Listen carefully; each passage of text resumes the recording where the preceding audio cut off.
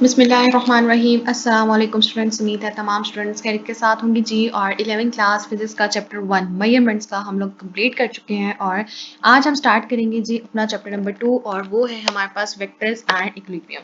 Vectors क्या होते हैं? हमने सिर्फ वेक्टर्स का जो है वो बिल्कुल एक शॉर्ट सा इंट्रोडक्शन मैट्रिक लेवल पे पढ़ के आए थे कि वेक्टर्स हमारे पास जो है वो फिजिकल क्वांटिटीज होती हैं जिसका हमारे पास जो होता है वो मैग्नीट्यूड भी होता है और उसका डायरेक्शन भी होता है। तो यहाँ तक सिर्फ हम लोगों ने वेक्टर्स को डिस्कस किया था अपने मैट्रिक लेवल पे। लेकिन अब इंटर लेवल पे हम लोगों ने वेक्टर्स को एक कंप्लीट चैप्टर की फॉर्म में पढ़ना है। वेक्टर्स की कितनी टाइप्स होती हैं, हम इसको कैसे ऐड कर सकते हैं, इसको कैसे सब्ट्रैक्ट कर सकते हैं, इसको रिप्रेजेंट कैसे करेंगे, ग्राफ में इसको कैसे बनाएंगे, इसको एक्सिस में किस तरह से हम रिप्रेजेंट कर सकते हैं। इस पे हमारे जो लॉज हैं, mathematical laws, commutative law, associative law, distributive law, वो हम कैसे अप्लाई कर सकते हैं। तो एक डिटेल्ड आपके पास ये चैप्टर है, एक लेंथी चैप्टर है वेक्टर्स के ऊपर और इक्विलिब्रियम के ऊपर जो हमने डिस्कस करना है। और 80% जो पोर्शन है वो इसके ऊपर जो वेक्टर्स के ऊपर ही हमारा बेस करता है। आज से ये चैप्टर स्टार्ट होगा और लेट मी क्लियर आपको चैप्टर नंबर 2 के फर्स्ट लेक्चर में ही आपको क्लियर कर देते हैं कि ये जो चैप्टर है ये मैं आप लोगों को ज़्यादातर जो है वो पढ़ाऊंगी नोट्स से। ठीक है, इस तरह क्या होगा कि हमारे पास नोट्स भी तैयार हो जाएंगे, हमारा टॉपिक भी अच्छी तरह से कवर अप हो जाएगा और हमें समझाने में और समझने में भी जो है वो आसानी होगी। तो ये वाला चैप्टर जो है वो हम लोग टॉपिक वाइज जो है वो बुक से भी देखेंगे, बुक को बिल्कुल स्किप आउट नहीं करेंगे, लेकिन इसका 80% पोर्शन जो है वो हम लोग नोट्स की फॉर्म में कवर करेंगे। नोट्स से आपको जो है वो मैं समझाऊंगी भी और उसको आप लोग अपना स्क्रीनशॉट ले सकते हो, आप लोग लिख सकते हो साथ साथ, ताकि आप लोगों के नोट्स जो है वो तैयार हो सके। बुक में भी ऑलमोस्ट वही चीज़ होती है लेकिन उसको थोड़ा सा मॉडिफाई कर दिया जाता है, हेडिंग बना दी जाती है, उसको पॉइंट्स को स्प्लिट अप कर दिया जाता है, जिससे थोड़ी सी स्टूडेंट्स के लिए क्या हो जाता है, आसानी हो जाती है। तो आज हमारा स्टार्ट होगा इंट्रोडक्शन चैप्टर है, हमारे पास इंट्रोडक्शन होगा आज वेक्टर्स का कि वेक्टर्स क्या होता है। वेक्टर्स का जो है वो एक बेसिक इंट्रोडक्शन हमारे पास ये है कि एक ऐसी फिजिकल क्वांटिटी जिसका एक मैग्नीट्यूड भी होता है और उसकी डायरेक्शन भी होती है। फिर हम लोगों ने कुछ और थोड़ी सी इसकी डिटेल डिस्कस की थी अपने मैट्रिक लेवल के ऊपर कि हम लोग इसको with the help of head to tail rule represent करते हैं और जब हमने कोई वेक्टर लिखना हो तो उसको हम बोल्ड कर देते हैं या फिर उसके ऊपर जो है वो बार लगा देते हैं। तो यहाँ तक की जो है इन्फॉर्मेशन हमें मैट्रिक की बुक में एक पैराग्राफ की फॉर्म में वेक्टर्स के ऊपर दे दी गई थी। तो आज आप ओपन करेंगे जी मेरे साथ अपना बुक का page number 22, vectors and equilibrium, और उसका इंट्रोडक्शन अगर आप देखें तो यहाँ पे दिया हुआ physical quantities that have both numerical and directional properties are called vectors. ये आपके पास वेक्टर्स की डेफिनेशन आ गई है, जो आप लोग इसको हाईलाइट कर लें, इसको मार्क कर लें। डिफाइन वेक्टर्स के ऊपर अगर आपको डेफिनेशन पूछी जाती है तो आप क्या क्या बताएंगे जी? Physical quantities that have both numerical and directional properties are called vectors। जो इंपॉर्टेंट एमसीक्यूज के लिए डेफिनेशन के लिए आपको मार्क करवाया जाता है उसको जरूर साथ साथ हाईलाइट किया करें। ये आपको सिर्फ इंटर के एग्जाम्स में ही नहीं बल्कि जब आगे आप एमकेट और ईकेट की तैयारी करेंगे उसमें भी आपके लिए बहुत हेल्पफुल होंगे अगर आपने साथ साथ हर एमसीक्यू को मार्क किया होगा। तो एमसीक्यू में अगर ये चीज आए तो वेक्टर्स में क्या पूछा जाता है जी? मैग्नीट्यूड और डायरेक्शन, दोनों चीजें। This chapter is concerned with the vector algebra and its applications in problems of equilibrium of forces and equilibrium of torques। तो equilibrium और torque को भी डिस्कस करेंगे, उसमें वेक्टर्स कैसे इन्वॉल्व होते हैं, किस तरह से लॉज में ये अप्लाई हो रहते हैं, ये सारा कुछ इसी चैप्टर के ऊपर हमने पढ़ना है। अब आ जाते हैं जी अपना topic number 2.1, basic concepts of vector, और उसमें वेक्टर की ही डिटेल उसने बताई है। वेक्टर क्या है जी? हमारे पास as we study in the school physics there are some physical quantities which require both magnitude and direction for the complete description, जैसे कि वेलोसिटी, एक्सेलरेशन एंड फोर्स। हमें पता है वेलोसिटी की डायरेक्शन होती है, एक्सेलरेशन की भी डायरेक्शन होती है, उसका मैग्नीट्यूड भी होता है, फोर्स का भी मैग्नीट्यूड होता है, डायरेक्शन होती है। तो ये सारी चीजें हमारे पास होती हैं वेक्टर्स। अब वो क्या कह रहा है कि in box vectors are usually denoted by the bold face characters. हमने यही बात अभी भी डिस्कस की कि ये बोल्ड फेसली हम इसको बोल्ड करके जो है वो डिस्क्राइब करते हैं, रिप्रेजेंट करते हैं।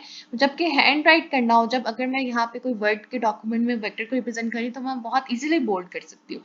लेकिन अगर मैं नोटबुक में लिख रही हूँ, मैं हैंड से नोट्स बना रही हूँ, तो मैं क्या प्रेफर करूंगी कि मैं उसके ऊपर बार डाल दूँ या फिर एक एरो हेड डाल दूँ, जिससे मुझे क्या पता चल जाएगा कि मैंने इसको वेक्टर को रिप्रेजेंट किया है।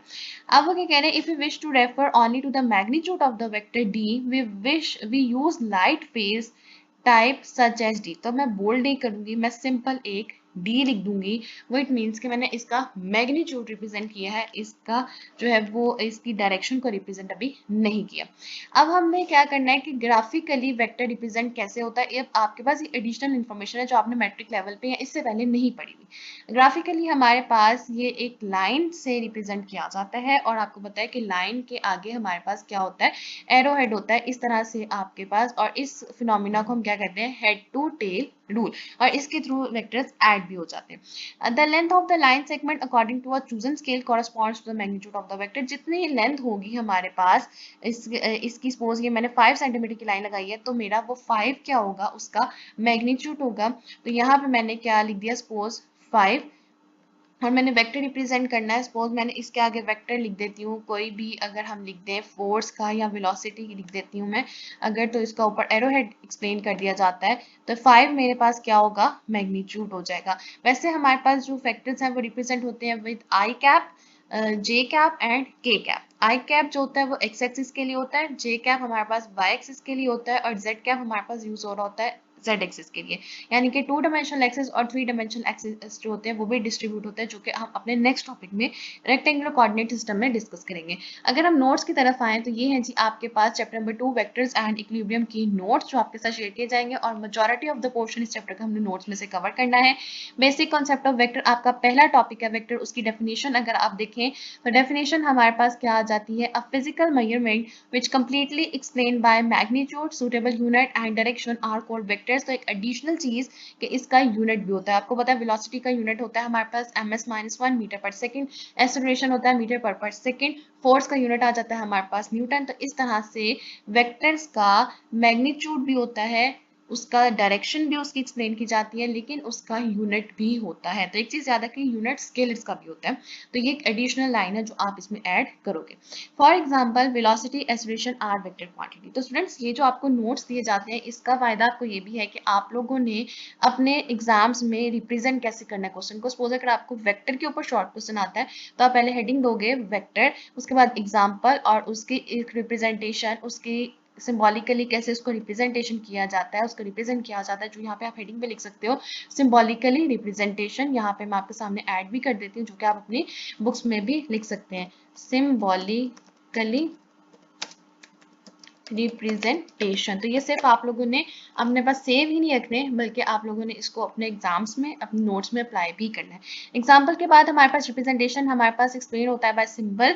सिंबल कैसे होगा, वेक्टर को हम लोग कैसे रिप्रेजेंट करते हैं, बाय एन एरोहेड, बाय अ बार, और बोल्ड कर दिया जाता है। तो ये हमारे पास वेक्टर, इसका मैग्नीट्यूड कैसे रिप्रेजेंट होगा, ए स्मॉल हुआ हुआ है हमारे पास, और यहाँ पे मैंने ए कैपिटल लिख दी, ये मेरे पास क्या है, सपोज बोल्ड लेटर है, तो इट मीन्स कि ये मेरे पास है जी वेक्टर, और ये है इसका मैग्नीट्यूड। अब यूनिट वेक्टर को किस तरह से एक्सप्लेन किया जाता है, यूनिट वेक्टर के ऊपर हमेशा एक चीज याद रखनी है, ये हमारे पास कैप का साइन आता है, और इसको रीड कैसे करते हैं, ए कैप। जैसे मैंने अभी आपको बताया कि I cap, J cap, K cap, these are the unit vectors, axis के अकॉर्डिंग रिप्रेजेंट किए जाते हैं। तो जो मेरे पास आई कैप मैं आपको बता रही हूँ वो एक क्या है, यूनिट वेक्टर है। तो इस तरह से जिसके ऊपर भी आ जाए वो हमारे पास यूनिट वेक्टर होता है। ये एक चीज अपने एमसीक्यूज के लिए मार्क कर लें, और ये ई कैट में, एम कैट मेंट्री टेस्ट में ये लाजमी एक एमसीक्यू दिया जाता है, ए बार यानी कि वेक्टर किसके इक्वल होता है, मैग्नीट्यूड इनटू यूनिट वेक्टर। इसी तरह से रिप्रेजेंटेशन दी जाती है, और मेजॉरिटी ऑफ द स्टूडेंट्स का ये क्वेश्चन जो होता है वो गलत हो जाता है। अब हम यूनिट वेक्टर की बात करें तो यूनिट वेक्टर को यहीं पे डिस्कस कर लेते हैं। यूनिट वेक्टर क्या होता है, unit vector in a given direction is a vector with magnitude 1, जिसका मैग्नीट्यूड हमेशा 1 होगा, ठीक है। आई cap, J cap, K cap, A cap, B cap, इस तरह से मैं अगर आपको बताऊं, उसके साथ मैंने कोई मैग्नीट्यूड नहीं लिखा हुआ, इट मीन्स उसका मैग्नीट्यूड क्या है, 1 उसका मैग्नीट्यूड है, और वो वेक्टर क्या कहलाएगा हमारे पास, यूनिट वेक्टर कहलाएगा। अब unit vector is a vector which has magnitude 1, it is only used to describe the direction of a vector, और ये हमेशा डायरेक्शन एक्सप्लेन करता है। यूनिट वेक्टर का हमारे पास एडवांटेज क्या होता है, वेक्टर्स को इनका जो है ये हमारे पास डायरेक्शन देता है। जैसे मैंने अभी आपको बताया, आई कैप हमारे पास एक्स एक्सिस के लिए यूज हो रहा होता है, जे कैप वाई एक्सिस के लिए और के कैप जो होता है वो जेड एक्सिस के लिए यूज हो रहा होता है। It is also called directional vector. तो ये आपको एक एमसीक्यू भी मिल गया कि which vectors are also known as directional vectors. तो हमने क्या बताना है, unit vectors are also known as directional vectors. Formula इसका यहाँ पे देखें, A cap equals to A bar over A. आपके साथ डिक्टेट भी इसलिए किया जाता है कि क्योंकि थोड़ा सा जो यहाँ पे राइटिंग इशू भी हो रहा होता है नोट्स में। तो A cap equals to A bar over A. तो ये जो सिंपल ए है ये आपका मैग्नीट्यूड रिप्रेजेंट कर रहा है, ये आपका यूनिट वेक्टर है और ऊपर आपका क्या है, सिंपल एक वेक्टर है।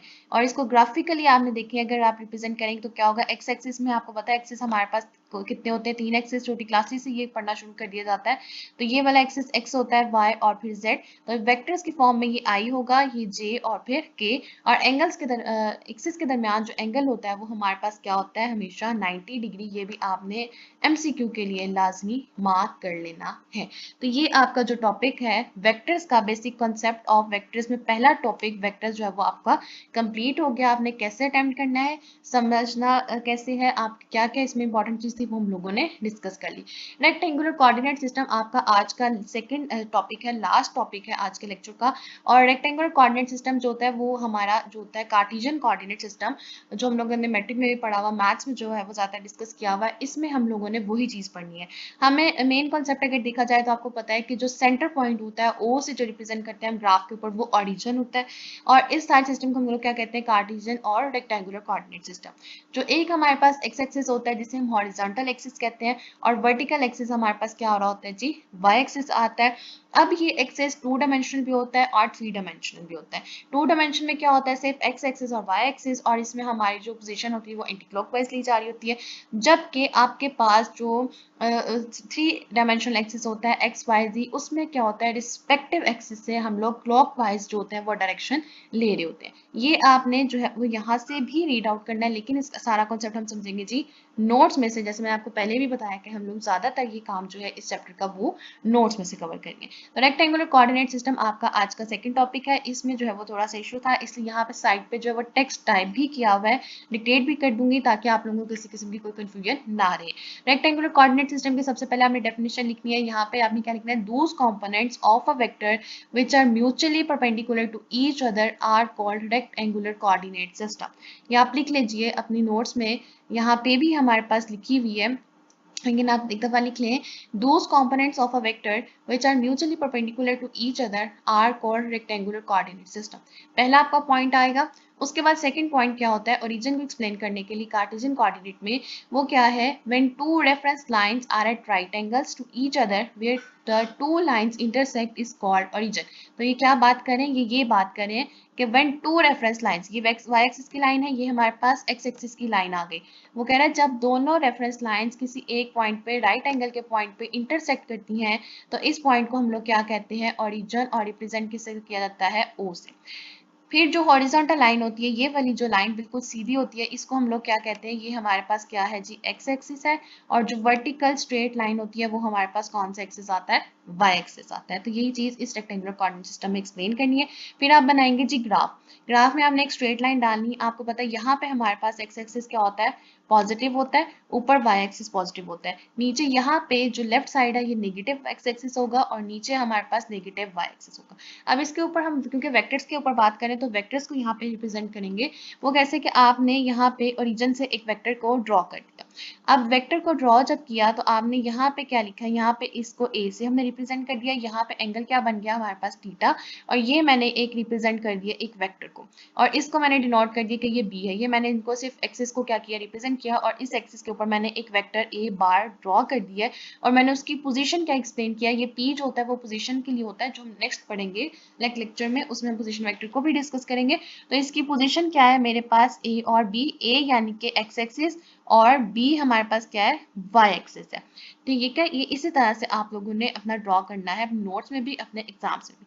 तो इसका फॉर्मूला अगर मैं ए बार को यानी कि ए वेक्टर को फॉर्मूला वाइज रिप्रेजेंट करूंगी तो वो किस तरह से रिप्रेजेंट होगा, A bar equals to A I cap. हमें पता है कि एक्स एक्सिस नहीं लिखेंगे यहाँ पे हम, तो यूनिट वेक्टर्स को रिप्रेजेंट करना है तो हम लोग क्या लिखेंगे, आई कैप, और यहाँ पे वाई एक्सिस में हम लोग क्या लिखते हैं जे, तो यहाँ पे हमारे पास क्या आ जाएगा बी जे कैप, जिससे मुझे पता चल जाएगा कि मैंने वेक्टर ए बार को रिप्रेजेंट किया है एक्स एक्सिस में ए पॉइंट पे, और जे को यानी कि वाई एक्सिस को बी पॉइंट पे। अगर मैं इसे सिर्फ फॉर्मूला लिख दिया जाए और मुझे कहा जाए कि इसको ग्राफ में बनाए, तो आई विल क्लियरली अंडरस्टैंड कि यहाँ पे एक्स एक्सिस की बात करें, यहाँ पे मैंने ए लिखना है, यहाँ पे बी, और एक स्ट्रेट लाइन ड्रॉ कर देनी है जो कि मेरे पास उसकी पोजीशन एक्सप्लेन करेगा। अगर सपोज यहाँ पे लिखा होता 5 आई कैप एंड 6 जे कैप, तो फिर मैंने क्या करना था, मैंने करना था 1 2 3 4 5, इस तरह से 5 यहाँ ले लेती और 6 यहाँ ले लेती, और जहाँ पे वो पॉइंट मेरा क्या करता जी कॉमन आता, वो मेरा क्या हो जाता, वो वेक्टर जो मुझे रिप्रेजेंट करना था। लेकिन अभी हम लोग सिर्फ बेसिक कॉन्सेप्ट पढ़ेंगे।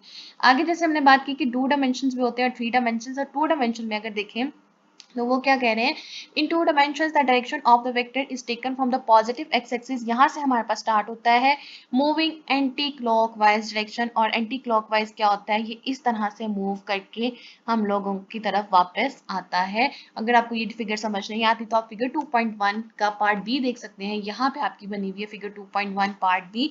ये वही फिगर है जो अभी हम डिस्कस कर रहे हैं, 2 डायमेंशनल फिगर। उसमें क्या है कि आपके पास एक एक्स एक्सिस है, यहाँ पे वाई एक्सिस, यहाँ पे नेगेटिव वाई, और नेगेटिव को जो है वो वेक्टर्स में याद रखें हमेशा बार की फॉर्म में आपने रिप्रेजेंट करना है, ऊपर आपने लाइन डालनी है। तो यहाँ पे मैंने एक वेक्टर जो है वो रिप्रेजेंट किया, वो क्या है पी ए बी, यहाँ पे ए होगा और दूसरी साइड हमारे पास बी हो जाएगी, दरम्यान में एंगल जो बनता है वो हमारे पास क्या हो जाता है, थीटा हो जाता है।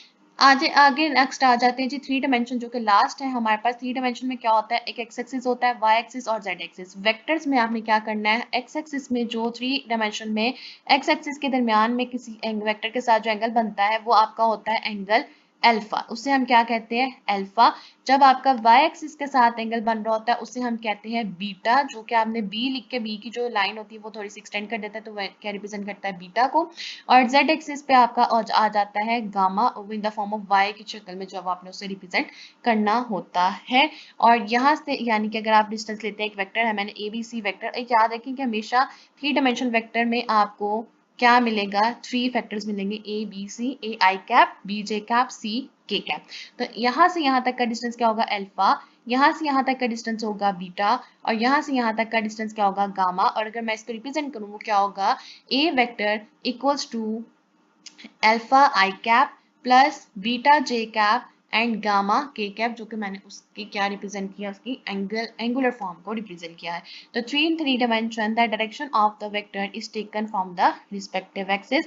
जैसे कि ये एक्सिस है हमारे पास, तो पहले अगर मैं यहाँ से इस तरह से लेके आई हूँ, फिर मैंने यहाँ से डिस्टेंस कवर किया, फिर यहाँ से कवर किया, यहाँ से कवर किया, तो हमारे पास क्या आ जाता है, सॉरी क्लॉकवाइज इसको हम कवर करते हैं, यहाँ से इस तरह से स्टार्ट करते हैं, तो हमारे पास रिस्पेक्टिव एक्सिस से लिया जाता है in the form of clockwise आ जाता है। अगर हम इसको इन द शॉर्ट फॉर्म में पढ़ें तो ऐसे यहाँ से एक एक्सिस का डिस्टेंस कवर किया, यहाँ से एक डिस्टेंस कवर कर लिया, एक यहाँ से डिस्टेंस कवर कर लिया, तो ये हमारे पास क्या आ जाता है, 3 डायमेंशनल में कोऑर्डिनेट सिस्टम। अगर दोबारा बुक की तरफ वापस जाएं तो यही तमाम चीजें जो भी हम पढ़ के आए हैं, ये आपके पास क्या, ये आपका 3 डायमेंशनल एक्सिस यहाँ पे रिप्रेजेंट किया गया हुआ है।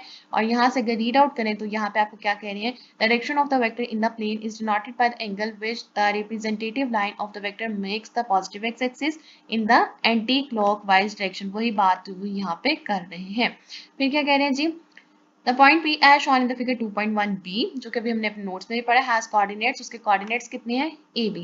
This notation means that if we start at the origin, we can reach the P by moving the A units along the positive x-axis and then B units along the positive y-axis.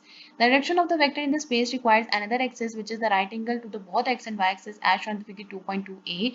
The third axis is called the z axis. तो इसने third axis को introduce करवाने से पहले उसका आपको introduction दी है।